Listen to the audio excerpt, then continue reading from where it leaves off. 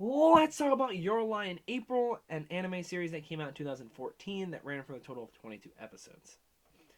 Now, I have just recently started to watch more anime within the past year or so. Like, I watched Dragon Ball and Pokemon when I was younger, but recently my friend Noah got me into Sword Art Online, and now we're watching One Punch Man, and I'm watching Full Metal Alchemist Brotherhood. And like, I can't really compare this to a lot of shows, so I want you to keep that in mind. I'm not like an anime guru, but I wanted to review this show because I thoroughly enjoyed it, and I loved it for it being a show, whether it being in live action or anime form. I just think this is a really good show. And one night I was just scrolling through Netflix and I came across this, and I saw Your Lie in April, and that title just really caught my attention. And I was just like, what could that mean? And I started watching the first episode, and I fell in love with it, and I watched it, and I actually just finished watching it last night. The series follows Kosei, a middle schooler finishing up his last year before going off to high school with his two best friends. He is a piano prodigy and won a lot of competitions when he was younger, but after the passing of his mother, things have not been the same and he hasn't been able to play the piano since. One day, he meets the girl who likes his best friend, who is a violinist and loves music. And she attempts to help him find his way back to the piano so they can perform a duet together. And I absolutely fell in love with all four of these characters. Watching Kari, who is the violinist, and how she's super outgoing and loves music, and Kosei, who is really quiet and kind of sticks to himself.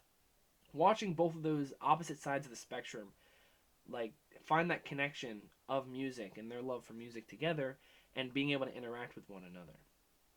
And Kosei, I've never found a character in any kind of platform, movie, television show, that I felt so close to.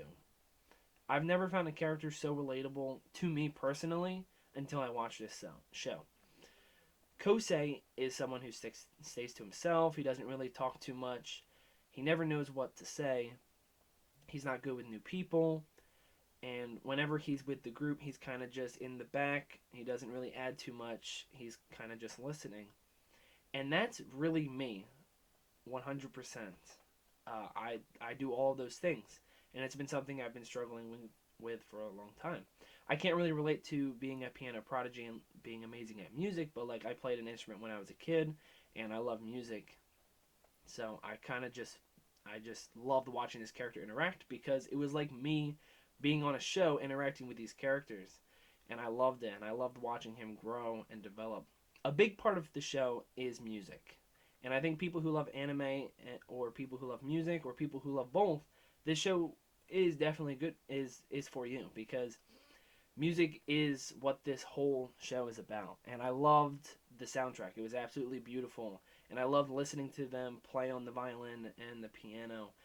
And just, I loved all of the songs. And it just, like, I honestly went on Spotify, I downloaded the playlist, the soundtrack for this show, and I love it. I love listening to it. A big part of what I've seen in anime is the fighting, watching two foes duke it out to see who is better.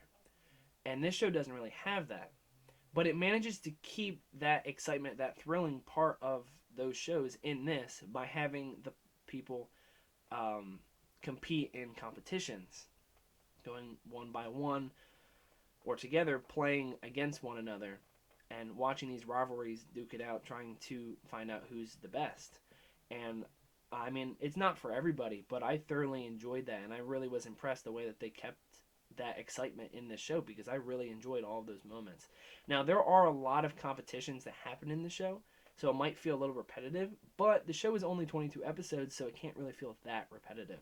And I was cool with how many competitions they had. I learned a lot about music watching this show, learning the emotions that is put into music and how important music is to people, and the way that music helps people go through trauma and get through grief and struggles of life, and watching these characters deal with problems that their age group deals with when you're younger, and problems that adults deal with, and watching them go through it all and dealing with all of this through music and finding that way of just enjoying life even with all these problems. Because once you stand on that stage, you get to do what you love. After watching this show, they talk about Twinkle Twinkle Little Star a lot. And yeah, that's something you learn when you're a kid, and it's something that all of us really know. But after watching this show, I will never listen or hum that song and not think about this show. It'll forever be changed. I'll never be able to think about that song the same. The main reason why I want to do this show is how this show impacted me. Like after I finished watching it, like I honestly was like considering just rewatching it because of how much like it hit my soul, this show, on how relatable and just this story and how awesome it was.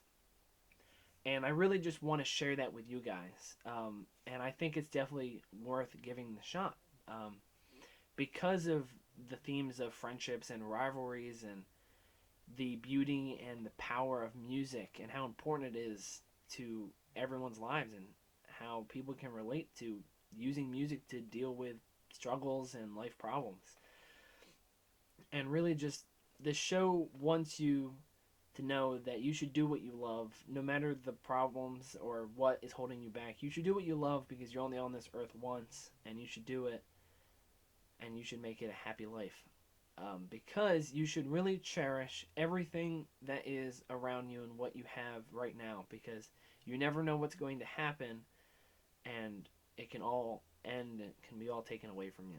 So don't take anything for granted is a big thing in this show. There's a lot of things where it's kind of like, oh, I'll just put it off till tomorrow, but you never know, you might not have it tomorrow. That ability to do something might not be there tomorrow. So take the chance. And I think this show will definitely impact a lot of you if you give it a chance. It's streaming on Netflix right now. Your Lie in April. Go check it out.